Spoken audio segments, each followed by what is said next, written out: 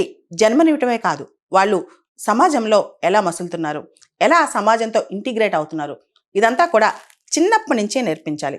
దీనికి సంబంధించి రాజ్యసభ ఎంపీ సుధామూర్తి గారు రీసెంట్గా ఒక ప్రైవేట్ మెంబర్ రెజల్యూషన్ తీసుకొచ్చారనమాట.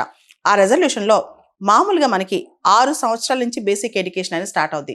మన రైట్ టు ఎడ్యుకేషన్లో కూడా 6 to 14 years free and compulsory education అని చెప్పాం. అయితే ఆవిడ అంటారు 3 to 6 ఇయర్స్ 3 సంవత్సరాల నుంచి 6 సంవత్సరాల మధ్య ఉన్న పిల్లలు డైలీ రొటీన్ చాలా అవసరం. ఉదయాన్నే టైంకి నిద్ర లేవటం, బ్రష్ చేసుకోవడం, బ్రేక్ఫాస్ట్ తినటం, టైంకి స్కూల్కి వెళ్ళటం, ఇవన్నీ ఒక డైలీ రొటీన్గా అలవాటు అవ్వాలి. ఇదంతా పేరెంట్స్ డిఎన్ఏ నుంచి పిల్లల డిఎన్ఏకి రావాలి. అంటే ఆ డైలీ రొటీన్ అనేది మన డిఎన్ఏలో భాగం అయిపోవాలి. Early childhood care, free and compulsory early childhood care అనేది 3వ సంవత్సరంలో స్టార్ట్ అవ్వాలి. 3 నుంచి 6 సంవత్సరాలు అనేది పిల్లల ఆ నిర్మాణాత్మక దశలో వాళ్ళ భవిష్యత్తుకి ఇవి నాంది పలుకుతాయి. ఈ 3-4 సంవత్సరాలు మనం కీలకంగా చూసుకోవాలని చెప్పి ఆవిడ చెప్పుకొచ్చారనమాట. నేషనల్ ఎడ్యుకేషన్ పాలసీలో కూడా 3 సంవత్సరాల నుంచి 6 సంవత్సరాల మధ్య, అంటే పిల్లవాడు పుట్టిన తర్వాత 6 సంవత్సరాల లోపే 85% బ్రెయిన్ డెవలప్ అవుద్ది. అంటే మన బ్రెయిన్ నిర్మాణం కూడా 85% ఆ ఇయర్స్లోనే అయిపోద్ది. కాబట్టి ఆ ఇయర్స్ చాలా కీలకం. వాళ్ళకి habits, manners, social culture, behaviour, communication, confidence, discipline ఇవన్నీ కూడా 6 సంవత్సరాల లోపల నేర్పిస్తే పెద్ద అయ్యాక, అంటే 6 సంవత్సరాల తర్వాత స్టెప్ బై స్టెప్ వాళ్ళు సమాజంతో ఇంటిగ్రేట్ అవుతారు.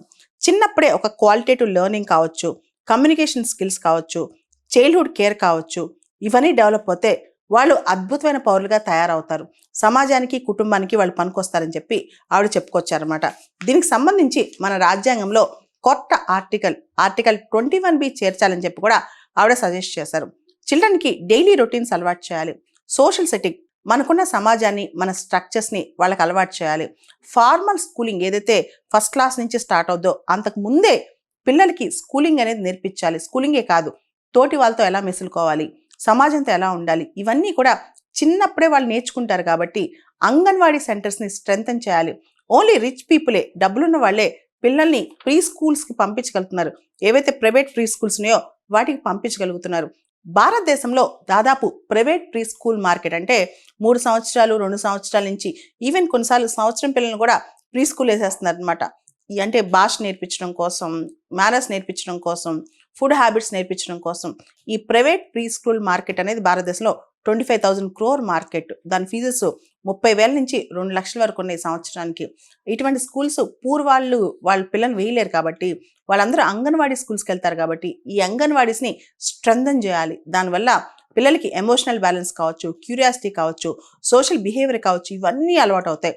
సింపుల్ లైఫ్ స్టైల్ హ్యాబిట్స్, టైంకి నిద్ర లేవటం, ప్రాపర్గా తినటం, నీట్గా తినటం, అదేవిధంగా మిగతా పిల్లల్ని కలవటం, టీచర్స్ చెప్పిన మాట అర్థం చేసుకోవడం, వినటం, ఇవన్నీ కూడా క్వాలిటేటివ్ కేర్ కిందకు వస్తాయి. కాబట్టి అంగన్వాడీ స్కూల్ స్ట్రెంథన్ చేస్తేనే భారతదేశంలో వచ్చే తరం బాగుంటుందని చెప్పి కూడా ఆవిడ చెప్పుకొచ్చారనమాట. ఈ దిశగా ఆవిడ ప్రైవేట్ మెంబర్ రెజల్యూషన్ కూడా తీసుకొచ్చారు. సో ఇది ఖచ్చితంగా ఒక నెసెసిటీ, బేసిక్ నెసెసిటీ. 3 నుంచి 6 సంవత్సరాల మధ్య పిల్లల్ని టేక్ కేర్ చేయడం అనేది ఒక బేసిక్ నెసెసిటీ. అది చాయిస్ కాదు, ఖచ్చితంగా అది ఉండాల్సిందే అని చెప్పారనమాట. అసలు ఇక్కడ ప్రైవేట్ మెంబర్ రెజల్యూషన్ అంటే ఏంటంటే ఒక ఫార్మల్ రెజల్యూషన్. మినిస్టర్ కాకుండా ఏ ఎంపీ దాన్ని తీర్మానం తీసుకొచ్చినా సరే దాన్ని ప్రైవేట్ మెంబర్ రెజల్యూషన్ అంటారు. ఒక గవర్నమెంట్ పాలసీ ఇనిషియేటివ్ చెప్పమని కానీ, ఇలాంటి పాలసీ ఉంటే బాగుంటుందని కానీ, ఇలాంటి చట్టం ఉంటే బాగుంటుందని కానీ, ఒక గవర్నమెంట్ పాలసీని అప్రూవ్ చేస్తూ కానీ, లేదా రికమెండ్ చేస్తూ కానీ, లేదా డిసప్రూవ్ చేస్తూ కానీ ప్రైవేట్ మెంబర్ రెజల్యూషన్ తీసుకురావచ్చు అనమాట. సుధామూర్తి గారు మనం చూస్తే రీసెంట్గా చిల్డ్రన్ మీద చాలా విషయాల్లో రాజ్యసభలో మాట్లాడుతున్నారనమాట.